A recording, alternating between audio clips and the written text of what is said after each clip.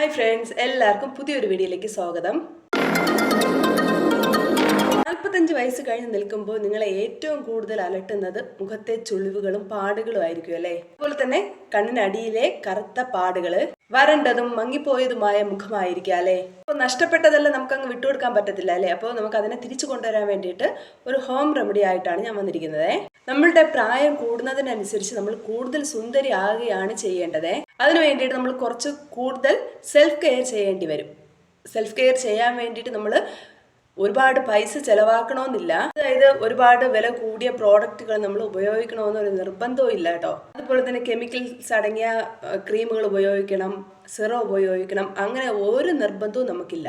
അപ്പോൾ നമ്മുടെ പ്രശ്നങ്ങൾ പരിഹരിക്കാൻ വേണ്ടിയിട്ട് നമുക്ക് പ്രകൃതി തന്നെ കനിഞ്ഞ് നൽകിയിട്ടുള്ള കുറച്ച് ഇൻഗ്രീഡിയൻസ് ഉണ്ട് കേട്ടോ. അത് നമ്മുടെ മുഖത്തെ ചുളിവുകൾ കുറയ്ക്കുകയും സാഗിങ് മാറ്റുകയും അതുപോലെ തന്നെ നിറം വർദ്ധിപ്പിക്കുകയും നമ്മുടെ മുഖത്തെ തിളക്കം വർദ്ധിപ്പിക്കാൻ എല്ലാം സഹായിക്കുന്ന, അതുപോലെ തന്നെ നമ്മുടെ മുഖത്തെ മറ്റൊരു മുഖം, അതായത് നല്ല ബ്രൈറ്റനിങ് ആയിട്ടുള്ള മുഖമാക്കി മാറ്റാൻ സഹായിക്കുന്ന ഒരു ഫേസ് പാക്കാണ് ഞാൻ ഇന്ന് പരിചയപ്പെടുത്താൻ വേണ്ടിയിട്ട് പോകുന്നത്. അപ്പോൾ നിങ്ങൾ എൻ്റെ വീഡിയോസ് ആദ്യമായിട്ടാണ് കാണുന്നതെങ്കിൽ നിങ്ങൾക്ക് ഈ വീഡിയോ ഇഷ്ടപ്പെട്ട് കഴിഞ്ഞാൽ നമ്മുടെ ചാനൽ സബ്സ്ക്രൈബ് ചെയ്യാനും വീഡിയോസ് ലൈക്ക് ചെയ്യാനും ഷെയർ ചെയ്യാനും കമൻറ്റ് ചെയ്യാനും മറക്കരുത്. ഇപ്പം കുറച്ച് ആൾക്കാർ നമ്മളുടെ വീഡിയോ സബ് ചെയ്യാതെ കാണുന്നവരുണ്ട് കേട്ടോ. അപ്പോൾ അവരൊന്ന് ശ്രദ്ധിക്കുക, ഒന്ന് സബ് ചെയ്ത് നിങ്ങൾ കാണാൻ വേണ്ടിയിട്ട് ശ്രമിക്കുക. അതുപോലെ തന്നെ ഇതുവരെ തന്ന എല്ലാ സപ്പോർട്ടിനും നന്ദി. ഇനിയും അതുപോലെ നിങ്ങൾ സപ്പോർട്ട് ചെയ്യാൻ വേണ്ടിയിട്ട് മറക്കരുത്. അപ്പോൾ നമുക്ക് വീഡിയോയിലേക്ക് പോകാം. നമ്മുടെ ഈ ഫേസ് പാക്കിനെ കുറിച്ചും അതുപോലെ തന്നെ ആൻറ്റി ഏജിങ് ക്രീമിനെ കുറിച്ചൊക്കെ പറയുമ്പോൾ ചിലരൊക്കെ വിചാരിക്കും ഈ പ്രായത്തിൽ ഇനി ഇത് കേട്ടിട്ട് വലിയ കാര്യമൊന്നുമില്ല, നല്ല ഭംഗിയായിട്ട് ഒരുങ്ങി നടന്നാൽ ആളുകൾ എന്ത് വിചാരിക്കും എന്നൊക്കെ. പക്ഷേ ഉള്ളിൻ്റെ ഉള്ളിൽ നല്ല ഒരുങ്ങി നടക്കണം, നല്ല ഗ്ലാമറായിട്ട് നടക്കണമെന്നൊക്കെ ആഗ്രഹമുള്ളവരായിരിക്കും അല്ലേ നമ്മളിൽ പലരും. അപ്പൊ അങ്ങനെ ചിന്തിക്കുന്ന ആൾക്കാരുടെ അടുത്താണ് എനിക്ക് പറയാൻ വേണ്ടിയിട്ടുള്ളത്. ഈ ആളുകൾ എന്ത് വിചാരിക്കുമെന്ന് നിങ്ങൾ പറയുമ്പോൾ ആരൊക്കെയാണ് ഈ ആളുകൾ നമ്മളെ സ്നേഹിക്കുന്നുണ്ടെങ്കിൽ നമ്മളുടെ സന്തോഷമല്ലേ ആഗ്രഹിക്കേണ്ടത്. അഥവാ നിങ്ങളെ കുറ്റം പറയുന്ന ആളുകളാണെങ്കിൽ അത് അവരുടെ കാഴ്ചപ്പാടിന്റെ പ്രശ്നമാണ് കേട്ടോ, അല്ലാതെ നമ്മുടെ കുറ്റം കൊണ്ടല്ല ഈ ഒരു കാര്യം സംഭവിക്കുന്നത്. നിങ്ങൾ മനസ്സിലാക്കേണ്ട ഒരു കാര്യം എന്ന് പറയുന്നത് നമ്മുടെ ജീവിതം എന്ന് പറയുന്നത് വളരെ ചെറുതാണല്ലേ. അപ്പൊ ഈ ഒരു കാലയളവിൽ നമ്മുടെ സുഖമായാലും ദുഃഖമായാലും സന്തോഷമായാലും എന്തായാലും നമ്മൾ അനുഭവിച്ച് മുന്നോട്ട് പോയേ തീരുകയുള്ളൂ. അവിടെ നമ്മൾ നമ്മുടെ കാര്യങ്ങൾ മാറ്റി വെച്ച് കഴിഞ്ഞാൽ, അതായത് മറ്റുള്ളവർ എന്ത് വിചാരിക്കുമെന്ന് വിചാരിച്ചിട്ട് നമുക്ക് ചെയ്യേണ്ട കാര്യങ്ങൾ നമ്മൾ മാറ്റി വെച്ച് കഴിഞ്ഞാൽ ആർക്കാണ് നഷ്ടം? ഈ പറയുന്ന ആൾക്കാർക്കല്ല, നമുക്കാണ് നഷ്ടം. ഈ കുറ്റം പറയുന്ന ആളുകളും മരിച്ചു പോവും, നമ്മളും മരിച്ചു പോവും. പക്ഷേ മരിക്കാത്ത ഒരു സാധനം എന്ന് പറയുന്നത് സഫലമാകാതെ പോകുന്ന നമ്മുടെ കുറച്ച് സ്വപ്നങ്ങളും അതുപോലെ തന്നെ ആഗ്രഹങ്ങളുമാണല്ലേ. നമ്മൾ അങ്ങനെ ആയി തീരേണ്ടതുണ്ടോ എന്ന് നമ്മൾ ചിന്തിക്കേണ്ട ഒരു കാര്യമാണേ. മറ്റൊരാളെ ഉപദ്രവിക്കാത്ത, അതായത് മറ്റൊരാൾക്ക് ദോഷമായി വരാത്ത എന്ത് കാര്യം നമുക്ക് ചെയ്യാം. നമ്മുടെ സ്വപ്നങ്ങൾക്കനുസരിച്ച് ജീവിക്കാനുള്ള എല്ലാ അവകാശവും നമുക്കുണ്ടല്ലേ. അല്ലാതെ മറ്റുള്ളവർ പറയുന്നത് വിചാരിച്ചിട്ട്, മറ്റുള്ളവർ എന്ത് കരുതുമെന്ന് വിചാരിച്ചിട്ട് നമ്മൾ നമ്മുടെ സ്വപ്നങ്ങളെ മാറ്റി നിർത്തേണ്ട കാര്യമില്ല. നമ്മുടെ സ്വപ്നങ്ങൾക്കനുസരിച്ച് ജീവിക്കാനുള്ള സ്വാതന്ത്ര്യം നമുക്ക് തന്നെയുണ്ട്. അപ്പോൾ നമ്മുടെ അലമാരയിലുള്ള സാരി കളക്ഷനിൽ നിന്ന് ഒരു സാരി എടുക്കുക, സാരി ഉടുക്കുക, അതുപോലെ തന്നെ ഒരു പൊട്ട് വയ്ക്കുക, മുടിയൊക്കെ നല്ല രീതിയിൽ ചീകി ഒതുക്കുക, പൗഡറോ നിങ്ങൾക്ക് എന്തെങ്കിലും അങ്ങനത്തെ ക്രീമോ എന്തെങ്കിലും ഉണ്ടെങ്കിൽ അതൊന്നും എടുക്കുക. എന്നിട്ട് നമ്മുടെ കണ്ണാടിയിൽ നോക്കിയെന്ന് പറയുക, ഐ ആം ബ്യൂട്ടിഫുൾ, ഞാൻ സുന്ദരിയാണ്. ആദ്യം നമ്മൾ നമ്മളെ തന്നെ അംഗീകരിക്കണം കേട്ടോ. അതായത് നമ്മൾ തന്നെയാണ് നമ്മളുടെ സൗന്ദര്യം എന്ന് പറയുന്നത്. അത് നമ്മുടെ പ്രായത്തിലല്ല, അത് നമ്മളുടെ മനസ്സിലാണ്, നമ്മളുടെ സന്തോഷങ്ങളിലാണ് നമ്മളുടെ സൗന്ദര്യം ഒളിഞ്ഞിരിക്കുന്നത്. അതുപോലെ തന്നെ നമ്മുടെ ആത്മവിശ്വാസത്തിലാണ് നമ്മളുടെ സൗന്ദര്യം ഒളിഞ്ഞിരിക്കുന്നത്. ഈ പ്രായമാവുക എന്ന് പറയുന്നത് ഒരു നാച്ചുറൽ പ്രോസസ് ആണല്ലേ. പക്ഷേ ഈ പ്രായത്തിന്റെ അടയാളങ്ങൾ എപ്പോൾ കടന്നു വരണം എന്നുള്ളത് നമ്മൾ നമ്മളുടെ സ്കിന്നിനെ എങ്ങനെ പരിപാലിക്കുന്നു എന്നതിന്റെ അടിസ്ഥാനത്തിലാണ്. അത് നമ്മൾ ലക്ഷങ്ങളോ കോടികളോ മുടക്കേണ്ട കാര്യമില്ല. നമ്മളുടെ വീട്ടിൽ തന്നെ വെറും 4 ഇൻഗ്രീഡിയൻസ് ഉപയോഗിച്ചിട്ട് നമുക്ക് ഒരു ഫേസ് പാക്ക് തയ്യാറാക്കാവേ. ഇത് വെറും ഒരു ഫേസ് പാക്ക് അല്ല കേട്ടോ, നമ്മളുടെ ആൻറ്റി ഏജിങ് ക്രീം എന്ന രീതിയിൽ തന്നെ നമുക്ക് പറയാം. അതായത് നമ്മളുടെ സ്കിന്നിന് നമ്മൾ കൊടുക്കുന്ന ഏറ്റവും നല്ല ഒരു ട്രീറ്റ്മെൻറ്റ് എന്ന് തന്നെ നമുക്കിതിനെ പറയാം.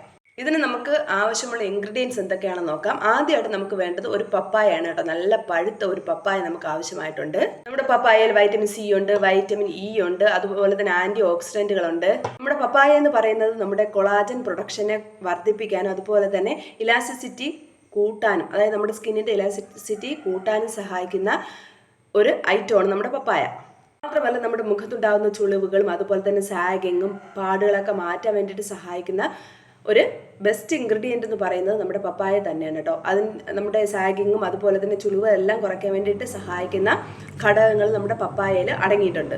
നമ്മുടെ ആൻറ്റി ഏജിങ് ബെനിഫിറ്റ് ധാരാളം അടങ്ങിയിട്ടുള്ള ഒരു ഫ്രൂട്ടാണ് നമ്മുടെ പപ്പായ എന്ന് പറയുന്നത്.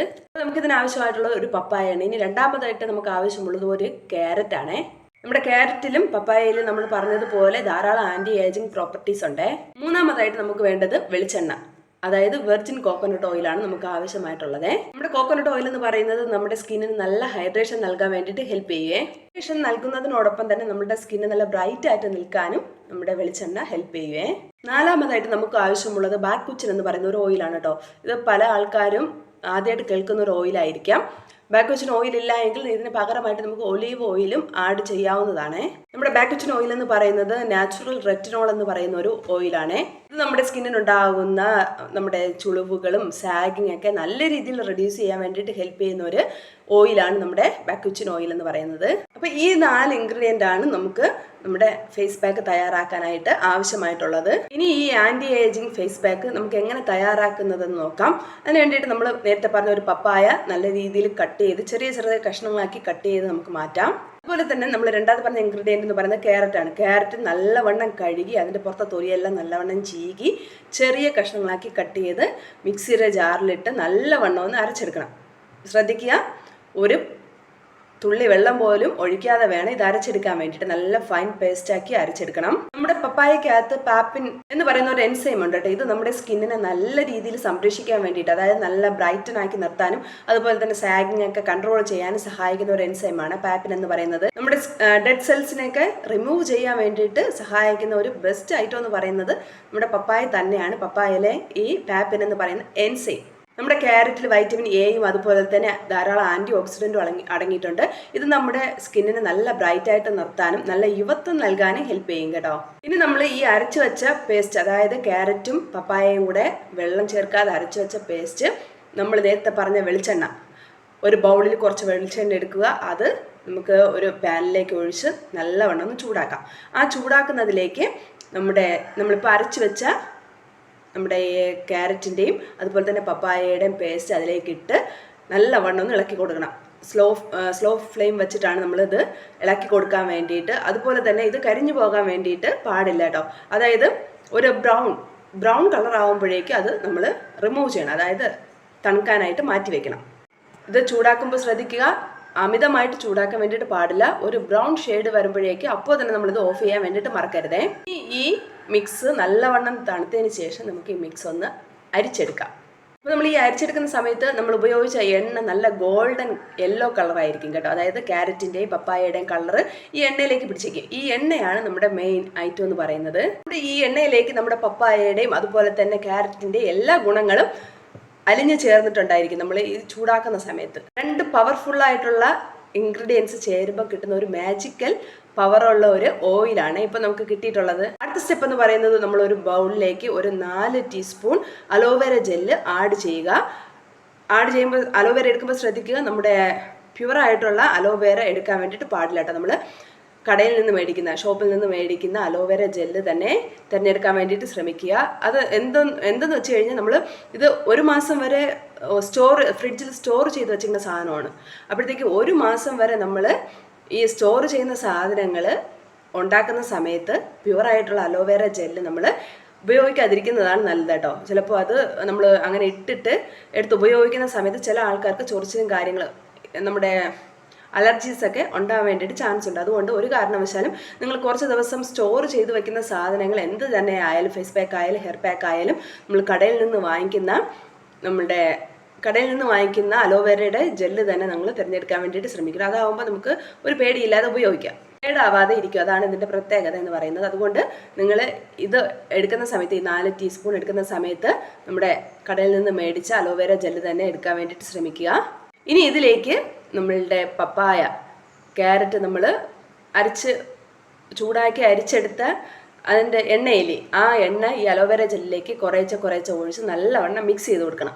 മിക്സ് ചെയ്തതിന് ശേഷം ഇത് മിക്സിയുടെ ജാറിലേക്ക് നല്ലവണ്ണം ഒന്ന് അടിച്ചെടുക്കണം. അടിച്ചെടുക്കുമ്പോൾ നല്ല ഒരു ക്രീമി, അതായത് നമ്മളൊരു ഫേസ് പാക്ക് എങ്ങനെയാണോ കിട്ടുന്നത് ആ ഒരു രീതിയിൽ നമുക്ക് ഈ എണ്ണയും ക്യാരറ്റിൻ്റെയും ക്യാരറ്റിൻ്റെയും അതുപോലെ തന്നെ പപ്പായയുടെയും എല്ലാ ഗുണങ്ങളും ഉള്ള എണ്ണയും അതുപോലെ തന്നെ ഈ അലോവേരയും കൂടെ ചേർന്നിട്ട് നല്ല ഒരു പരുവത്തിൽ നമുക്ക് കിട്ടും.